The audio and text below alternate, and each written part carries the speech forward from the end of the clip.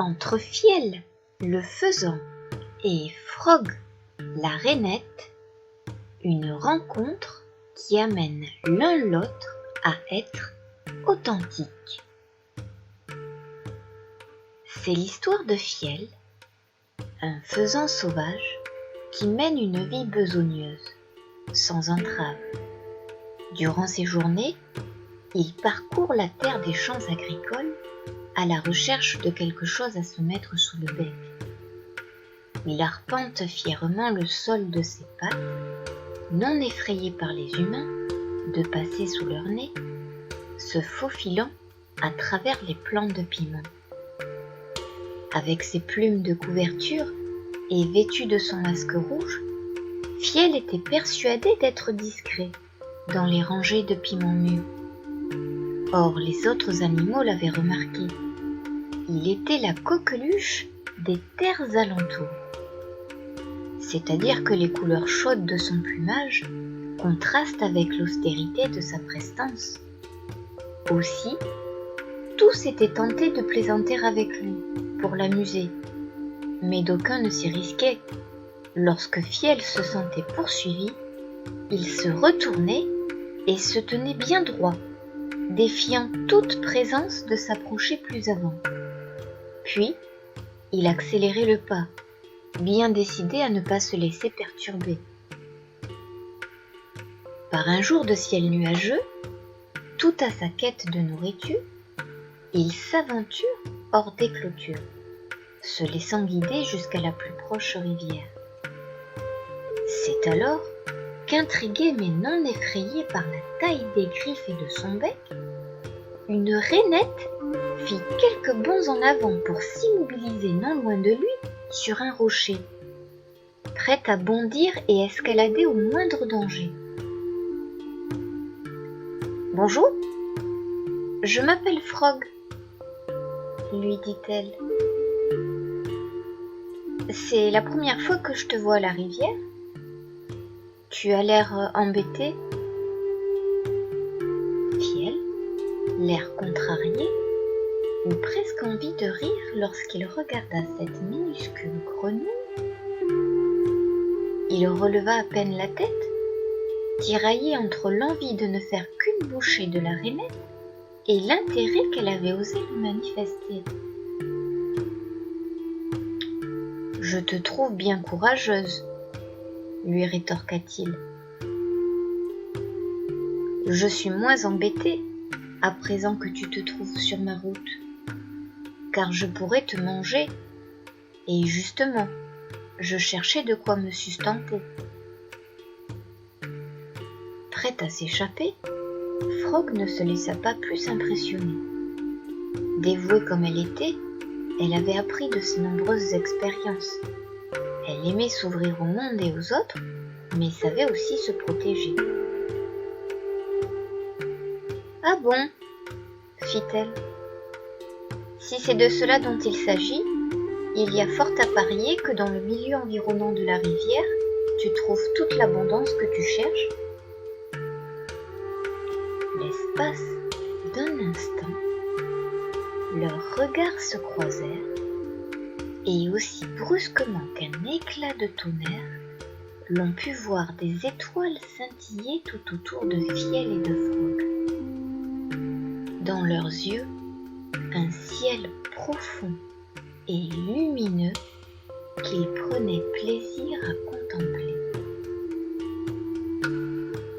Heureux de ce sentiment, Fiel se sentait tout à coup différent.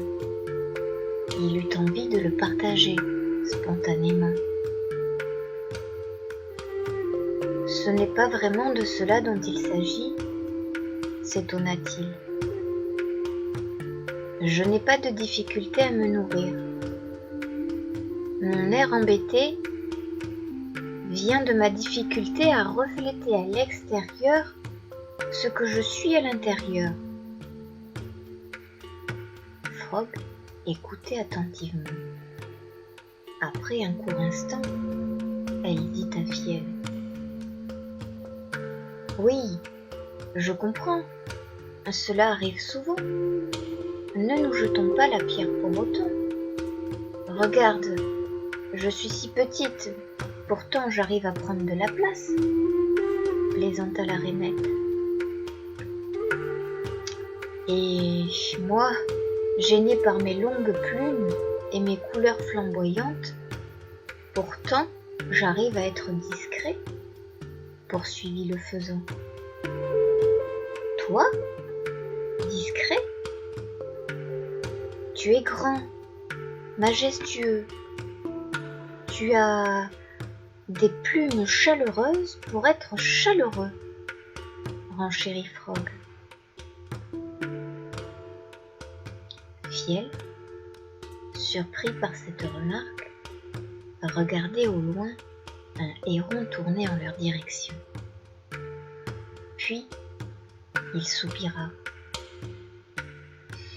Tes paroles touchent juste, c'est juste que certaines fois, j'aimerais que mon existence corresponde davantage à ce que je suis intérieurement.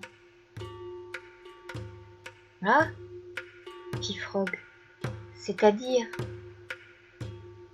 une existence plus chaleureuse, maugréa Fiel.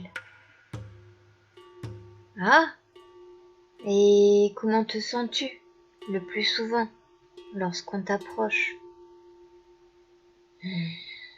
Embêté, se renfrogna-t-il. Alors, j'avais donc senti juste, effectivement, dit la rainette. C'est l'émotion que tu dégages en premier, celle qui se lit sur ton visage, qui transparaît à travers tout ton corps. La légèreté et le ton jovial de Frog permettaient à Fiel de se décontracter.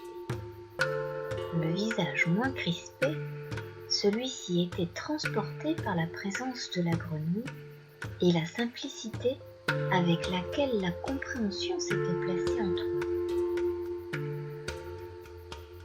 Je baisse difficilement ma garde, avoua-t-il, et je reste bloqué dans le monde que je connais, la loi du plus fort.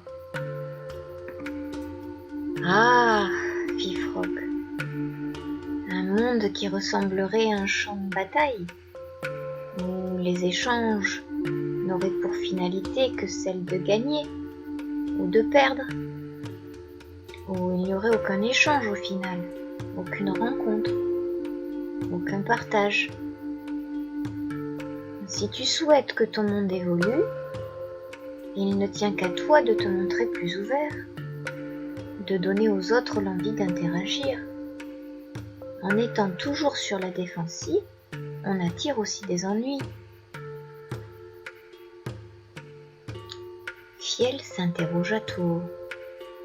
Et si l'on me découvrait trop... Mais Frog, sur sa lancée, l'interrompit. Trop? Pas assez? Quelle importance? À te méfier des autres? Ou te soucier davantage de ce qu'ils pensent? Ne te prives-tu pas d'être toi et de t'ouvrir à eux? Le moment venu, tu sauras te défendre. Il n'est pas utile d'anticiper les ennuis, ne crois-tu pas?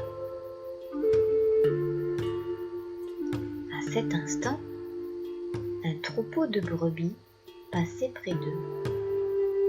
Leurs visages souriants illuminaient comme par magie la prairie. Fiel n'en revenait pas de ce que ce petit bout de grenouille, pas plus grand que la moitié de sa griffe, lui permettait de réaliser. « Oh que oui !» dit-il gaiement, en répondant aux yeux doux d'une ruminante.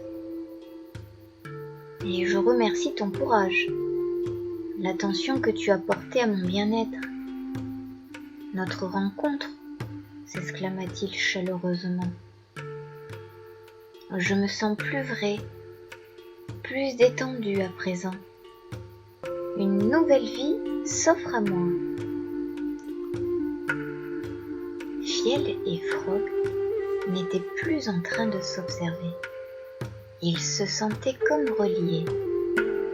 Une rencontre s'était établie où il n'y avait aucun défi. Le faisant, réalisait à quel point il n'avait aucun intérêt à se sentir menacé par les autres. En s'ouvrant aux autres, il leur donnait accès à lui et s'autorisait à être lui.